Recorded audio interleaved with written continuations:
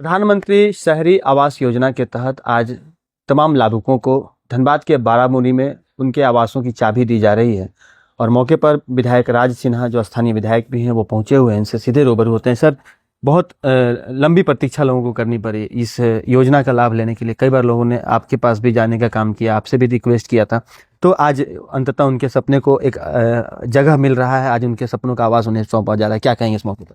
देखिए, प्रधानमंत्री तो लगातार आम लोगों के, गरीब लोगों के जीवन स्तर को ऊपर उठाने का प्रयास कर रहे हैं।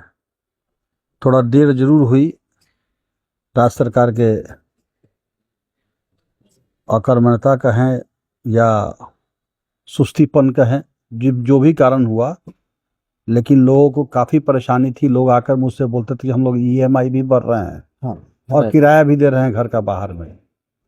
तो मैं बार बार नगर आयुक्त से बोलता था, वो हर बार कि हाँ आज कर रहे हैं, कल कर रहे हैं, ऐसे करके होता था। चलिए, देर आए दुरुस्त आए, लेकिन ज़रूर प्रधानमंत्री जी के प्रति लोगों का विश्वास पहले भी रहा है कि प्रधानमंत्री नरेंद्र मोदी जी जो कहते हैं कि गरीबों के उत्थान के लिए जो बातें बोलते हैं उसको अंजाम तक पहुंचाते हैं।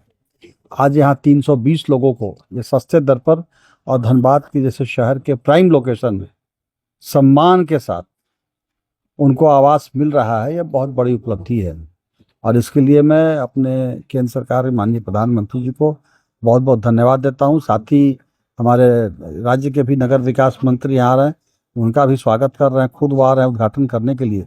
मैं उनका भी अभिनंदन करता हूं, स्वागत करता हूं। और जो देश की जो अर्थव्यवस्था आगे बढ़ रही है, ऐसे ही देश के कमज़ोर लोगों को आगे बढ़ाने के कारण से हो रही है।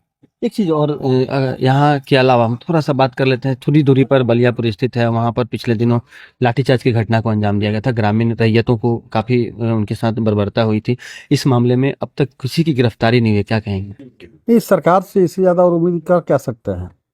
ये गरीबों को, आम लोगों को लाठी के अलावा और कुछ देने वाली तो है नहीं। तो काफ़ी दुख बड़ा घटना है। वो रैयत वहाँ के लाठी खा रहे हैं, महिलाएं लाठी खाई, उस पर कोई कार्रवाई नहीं हुई। और आज मरहम लगाने के लिए JMM वाले और कांग्रेस वाले गए हुए थे। नाटक है वो सब तो नाटक, लेकिन जनता उनकी नाटक को समझ रही है कि यह सरकारी वाले लोग हैं जो सरकार में हैं, उन लोगों को सिर्फ पहले लाठी से पिटवाओ और बाद में आंसू पोंछने के लिए जाने का नाटक करो। यही इसका सरकार की कार्य संस्कृति है, इनकी चाल चलन यही है। पिछले दिनों आप गुरुजी से मिलने दिल्ली गए हुए थे, उनके स्वास्थ्य को भी जाना, मुख्यमंत्री से मुलाकात हुई। इस दौरान कुछ ऐसी बातें हुई क्या, जैसे कि NDA और JMM में नज़दीकी बढ़ी? नहीं, मैं तो गया था। गुरुजी हम लोग सबके आदरणीय हैं, उनकी तबीयत की गड़बड़ी की बात सुना था तो गया था मिलने, हालचाल लेने। मुख्यमंत्री से मिलकर के गुरुजी के जल्द स्वस्थ होने का कामना भी किया और मुख्यमंत्री से मुलाकात हुई तो धनबाद के भी संबंध में कुछ बातें की। सिर्फ बिहार चुनाव इन दिनों काफ़ी चर्चा में है और एक बार फिर से बिहार में हो सकता है कि आप लोग भी कैंपेनिंग के लिए जाएं, तो क्या लग रहा है, एक बार फिर से NDA की वापसी हो रही है वहाँ पर? बिल्कुल बिल्कुल, कहीं कोई संदेह नहीं है।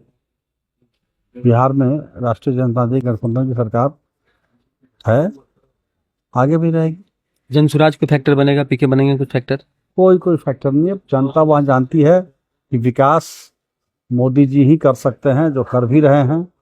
तो विकास और सुरक्षा, देश को सम्मान आगे बढ़ाने के लिए, विकास बिहार के सम्मान को आगे बढ़ाने के लिए वहाँ पे मोदी जी को और NDA गठबंधन को वहाँ पूर्ण बहुत।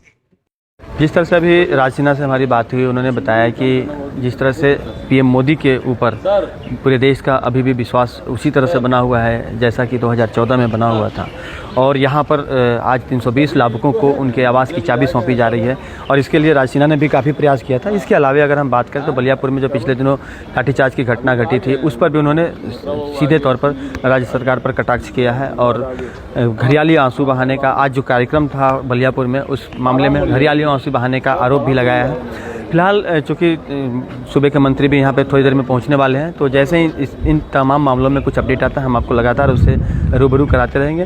लेकिन इतना ज़रूर है कि झारखंड में जिस तरह से पल पल राजनीतिक समीकरण कुछ बदल रहा है, उससे कुछ आने वाले वक्त में नया देखने को मिले, यह आप आशा कर सकते हैं। साथ ही बिहार चुनाव को लेकर भी उन्होंने सीधे तौर पर कहा है कि एक बार फिर से वहाँ पर एनडीए की सरकार की वापसी होने जा रही है और इसके लिए वो लोग पूरी तरह से आश्वस्त हैं। सहयोगी प्रभात के साथ राजकुमार जायसवाल, 11 स्कोप्स, धनबाद।